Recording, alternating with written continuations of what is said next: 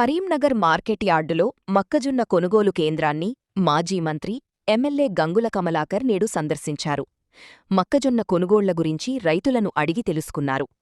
గత 15 రోజులుగా తాము మార్కెట్కు తీసుకొచ్చిన ధాన్యాన్ని మార్క్ఫెడ్ కొనుగోలు చేయడం లేదని ఈ సందర్భంగా రైతులు గంగుల కమలాకర్కు మొరపెట్టుకున్నారు.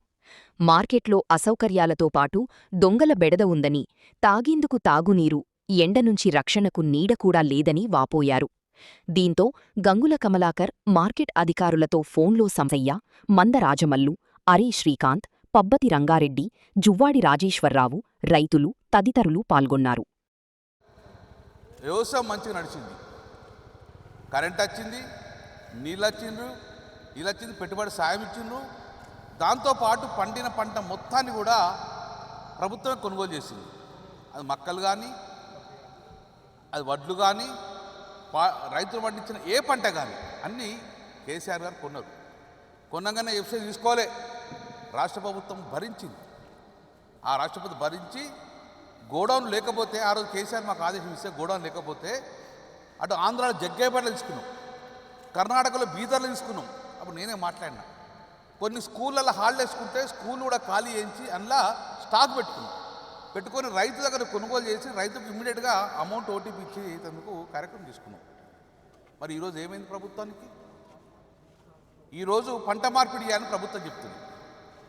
వరి పంట ఏకండి, పంట మార్పిడి ఏమని చెప్తే రైతులందరూ మాట విని, ముఖ్యమంత్రి మాట విని ఈరోజు మక్కలేసి పంట మార్పిడి జరిగింది. మరి మక్కలు పండించిన మక్కలన్నీ కూడా ఇప్పుడు రోడ్డు మీద తీసుకొచ్చారు. 20 రోజులే బీట్లకు వచ్చి కూర్చున్నారు. ఇంతవరకు కూడా మార్కెట్ కుంటదా డిసైడ్ చేయలేదు. కొంతమంది మొన్న ఒక లారీ వచ్చిన తరకు శుతి లేదు, శుతి వంకొచ్చుకోబోమని అంటారు. సరే, శుతిని వంకొచ్చుకున్నారు. 20 రోజులే కాంట పెట్టలేదు. ఇదివరకు కాంట పెట్టిన కూడా 15 రోజులే లారీలు రాలేదు. ఇప్పుడు రైతు అడిగితే ఏమంటాడంటే, మళ్ళీ రైతు, నువ్వు ఓనర్వా? కౌలు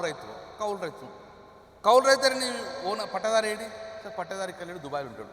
పట్టదారు సంతకం కావాలంట. పట్టదారు రావన్నట, అప్పుడేమిటి ఇయ్యనట, అప్పుడు కొంటారట. అంటే ఏం చేసిందంటే, వీళ్ళు ఎట్టి పరిస్థితిలో కొర్రీలు పెట్టి ఇబ్బంది పెట్టి పంట కొనుగోలు చేయొద్దు. పంట కొనుగోలు చేయకపోతే ఏమవుతుంది? ఇమీడియట్గా వీళ్ళందరూ దళాలకు అమ్ముకుంటారు. అప్పుడు రైతు ప్రభుత్వం మీద భారం పడది, ప్రభుత్వం పైసలు ఇవ్వనేది తెడతలం అవుతుంది. ఈ రోజున పరిస్థితి ఏంది? మక్కలు ఎంఎస్పి 2400 రూపాయలు ఒక ఎకరానికి. ఇప్పుడున్న పంట ఎకరానికి 35 నుంచి 40 క్వింటాలు పండుతుంది. మరి ప్రభుత్వం ఏం చెప్తుంది? 35 క్వింటాలు పండుతుంది, 40 క్వింటాలు 25 క్వింటాలు కొంటా అని చెప్పేసి ఇప్పుడు క్యాపింగ్ పెట్టింది. అంటే ఒక ఎకరానికి ఎంత పండినా 25 క్వింటాలే కొంటాను. సరే, 20 క్వింటాలు కొనుక్కున్నా కూడా కొనే పరిస్థితి లేదు. మిగతాది కూడా 1600, 1700, 1800లకు రైతు అమ్ముకుంటాడు.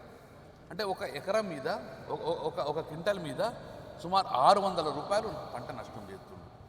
ఎకరానికి దగ్గర 25,000 రూపాయలు ఈరోజు పంట రైతు నష్టపోతాడు. అయినా కానీ కొనుగోలు చేయమంటే కూడా కొనుగోలు చేసే పరిస్థితి లేదు. అరగోసపడతాడు, ఎండకు ఎండుతుండ్రు. కానీ ఇంతవరకు ఇక్కడ నీళ్లు లేవు, కనీసం కూర్చొని తిందామంటుండగా పరిస్థితులు మంచి లేదు. ఎందుకు రైతు మీద కక్ష అంటున్నాను? ఏ తప్పు చేసిన రైతు? అందుకే ఈరోజు నేను డిమాండ్ చేస్తున్నాను, మేమేదో ధర్నా చేసి ప్రభుత్వ ఆశ ధ్వంసం చేసే పరిస్థితి లేదు. ప్రభుత్వం వెంటనే చర్యలు తీసుకోండి. ఉంటాం ఇక్కడ 1 గంట కాదు, 2 గంటలు ఉంటాం. మార్కెట్ డిఎం గారు వస్తున్నారు, వచ్చి మొత్తం లోడ్ అయ్యేదాకా ఇక్కడ ఉంటాం. లోడ్ కాకపోతే డెఫినెట్గా ప్రభుత్వం బాధ్యత వహించాలి. తదుపరి జరిగే పరిణామాలు కూడా ప్రభుత్వమే బాధ్యత వహించాలి. రైతులు ఇబ్బంది పెట్టకండి.